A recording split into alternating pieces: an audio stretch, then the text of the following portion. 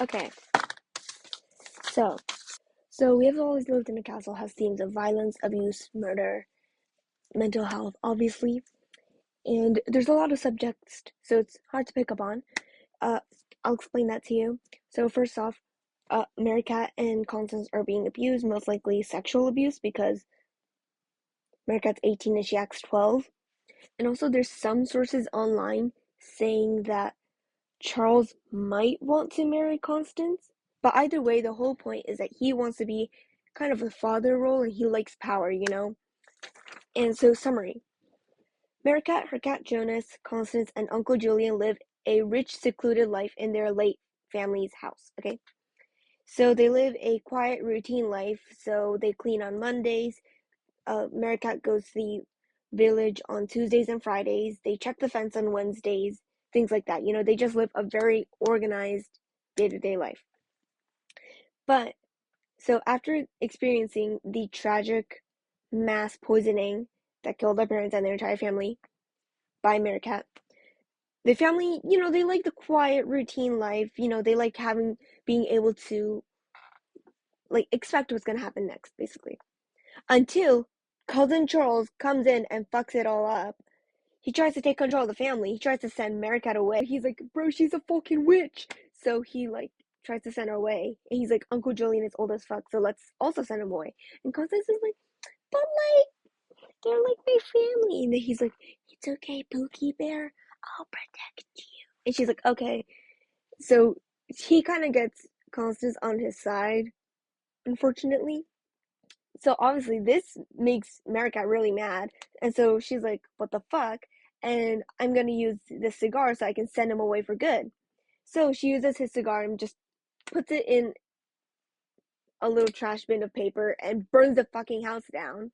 And in the process, all the people in the village are like, yeah, burn it down. And Charles runs away. And also Uncle Julian dies in the fire. Uh the doctor that, you know, they ask later on is like, oh, he died of natural causes.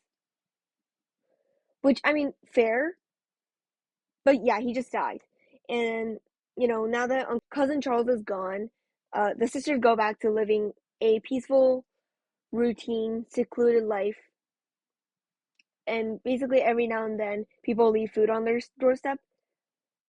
Supposedly, because apparently you need to leave food on the doorstep of witches so that they don't curse you. I might have to become a witch. But basically, Charles comes in. He's like, "Baby, please, we can sort this all out. Give me your money, and I'll leave for good. I promise, baby." But but Constance at this point is like, "Oh my gosh, he was a bad person." So she's like, "I hope he like dies," and then the story ends. Yeah, so that's we have always lived in a castle. Now connections.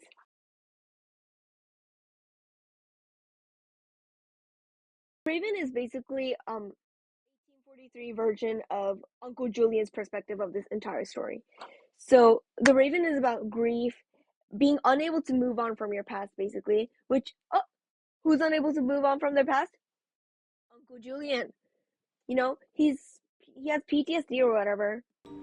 Post-traumatic Down syndrome. No. So Uncle Julian is stuck on his past, and he's constantly trying to figure out who poisoned him, even though he kind of knows. Which brings me into my next point. Basically, like in the Raven, the guy is like in denial of the fact that the Raven's there. He's like, surely this isn't real. It's just a win, nothing more. So it's kind of the same as Uncle Julian being in denial of the fact that America is involved at all. Yeah, and the Raven forever being there, basically, like when the guy asks him, "Hey, so I know the Ravens are supposed to leave. When are they gonna leave?"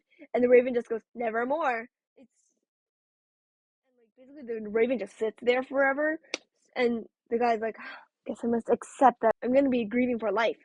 So it's basically the same as Uncle Julian being haunted by the memory of the night he was basically poisoned by his niece, my 12-year-old niece, at the dinner table and watching basically everyone and everything he loves die in front of him.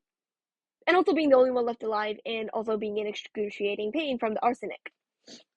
So, obviously, so like Maricat and Constance do everything they can to preserve the memories of their family, and also they love routine. So with the combined, thing of the preservation of memories and also Maricat being there and the routine of preserving these memories and Maricat being being in his life every single day is basically haunting Uncle Julian, and it's reminding him of that night forever until he died.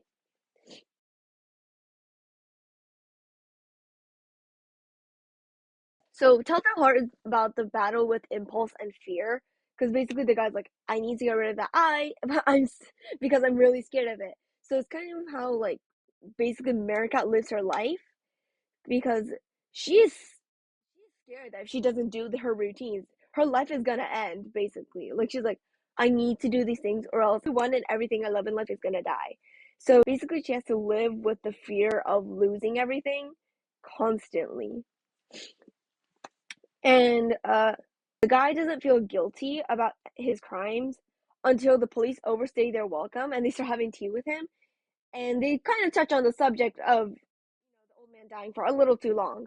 So it's kind of the same how Maricat basically changes the subject, or she kind of gets a little upset whenever Uncle Julian or Constance mentions the poisoning, especially the part in chapter around the middle when Constance mentions the poisoning and Maricat's like,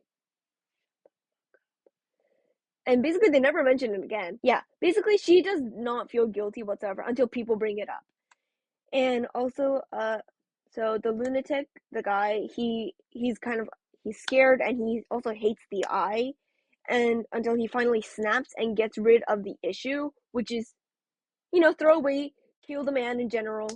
It's kind of similar to how America deals with the abuse from her dad for so long until she finally snaps and she just kills everyone enabling her abuse. And also in Telltale Heart um and We Have Always Lived in a Castle, they build their horror through repetition. So, for example, in the Telltale Heart, the guy he's viewing it for 7 nights in a row, and then he eventually gets rid of until he finally snaps and gets rid of the eye. And after he gets rid of the eye, he's at peace. He's like, oh, finally I can live my life freely without seeing that shitty eye. And then until that peace is broken by the police. And originally he's like, oh, it's fine, it's fine, it's fine. They'll be gone in a second. Until the police start to scare him a little because they're staying a little too long. He starts to get a little afraid. And then he finally snaps and he admits to the fact that he killed the guy.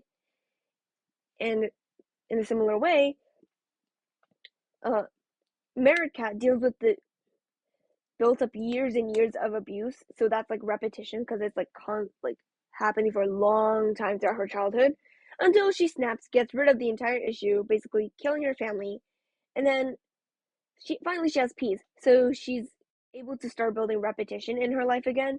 So she has a peaceful routine that she can have to give herself and Constance some peace in her life until her peaceful routine is broken by cousin Charles.